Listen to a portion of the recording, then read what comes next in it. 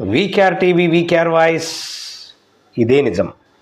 మళ్ళీ ఒక మంచి ముచ్చటెత్తుకొచ్చిన ప్రభుత్వ వివిధ శాఖలలో నామినేటెడ్ పోస్టుల భర్తీకి 23,000 ఆల్రెడీ అప్లికేషన్స్ వచ్చినాయంట.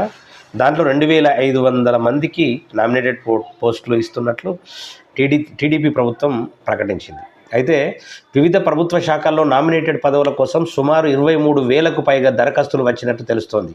వీరిలో దాదాపు 2,500 మందికి పదవులు దక్కే అవకాశం ఉంది. కార్యకర్తల్లో అసంతృప్తి రగలకుండా ఈ వారంలోనే తొలి జాబితా ప్రకటించనున్నట్టు సమాచారం.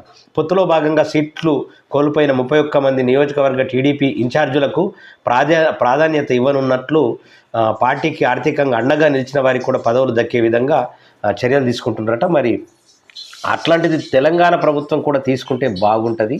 ఇక తెలంగాణ ప్రభుత్వానికి సోయి లేకుండా